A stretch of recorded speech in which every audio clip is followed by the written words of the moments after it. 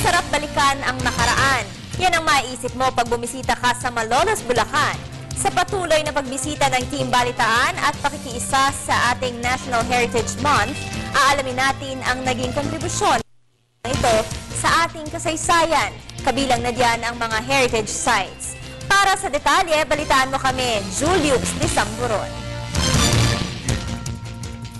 Malolos, Bulacan, may importansya sa kasaysayan, may naiambag sa lipunan. Tunay mong at maiisip na masarap balikan ang nakaraan. Diyan nakilala ang lugar na ito kung saan noon pa lamang ay namamayagpag sa ibang lalawigan. Simula pa lamang noong taong 1580 nang itatag ito ng paring Agustinian sa ilalim ng pamamahala ni Fray Diego Ordonez de Vivar hanggang noong Pebrero 1859 nang maitatag ang tatlong nitong munisipalidad. Una naming tinungo ang isang heritage house na nabuo noong taong 1914 at ginawa ng isang museo ngayon. Ayon kay Risa Hernandez, isa sa mga tagapamahala dito, nabuo umano ang isang grupo ng mga kababaihan sa Malolos na pinamunuan ni Alberta Witangcoy at may bahay ni Paulino Santos na layong makapag-aral noong panahon ng Espanyol. Isa pa kasi dun sa gusto nila para kaya nila ni-restore to para yung ding mga karatig na mga ibang heritage houses along the district ay ma-restore din. At kumbaga maging inspiration siya para ma-restore lahat yung mga heritage houses dito. Tayo maipakita dun sa mga kabataan yung ganda, yung kultura nung araw na tayo hindi naman tayo mga mahihirap. Kumbaga may mga sinasabi naman tayo sa lipunan. Mapapansin kahit sa ang sulok ng bahay, makikita ang mga orihinal pa nilang gamit.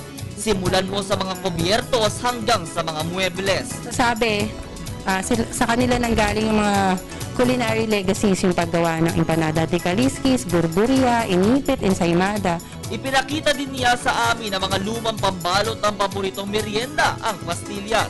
Abay, may disenyo pa. Aniya, iyan ang hobby nila Alberta noon. Yan daw, sabi ni Tita Pita, it was also panahon ng hapon, yung ginagawa nila yan. Usually, pag nagkakwentuhan sila, tapos itinatabi nila yan para for future use. Samantala sa aming pagsasaliksik, nalaman naming may ginaganap na Fiesta Republica dito sa Malolos.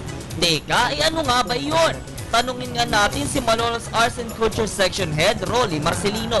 Karoon kami ng ideya na bumuo ng 1-week-long festivity na pinamagatan namin Fiesta Republica.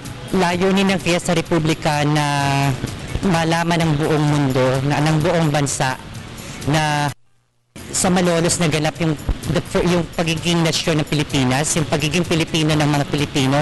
Nakapanayam namin ang isang guro at kalahok sa naturang palatuntunan at aniya, malaking tulong umano sa Malolos City ang pagkakaroon ng Fiesta Republica.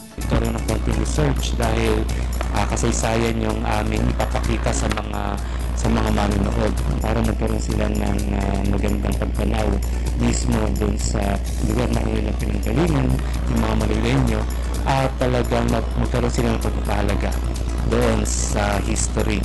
Bukod sa alam nating naandito ang Baraswain Church na pinaganapan ng unang republika, mapalad namang ipinakita sa amin ni Rolly ang isang malaking mural painting na nagpapakita sa naging kasaysayan ng Malolos. Nakakabilib sa unang tingin, hindi lang sa mga usap-usapan ka makakakuha ng kasaysayan ng Malolos. Kasi sa larawang ito pa lang ay malalaman mo na. Pumasyal kayo sa makasaysayang lungsod ng Malolos.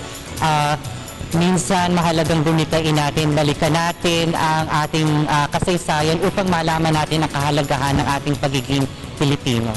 Tunay nga't masasabi na kapag tumungtong ang iyong mga paa sa mga historical sites ng Malolos, abay para ka nang bumalik sa nakaraan. Simbolo ito sa naging parte ng Malolos sa ating kasaysayan. Bahagi ang museong ito sa lalawigan ng Malolos na naipreserba na kung saan kabilang ang mga kababaihan sa ating kasaysayan.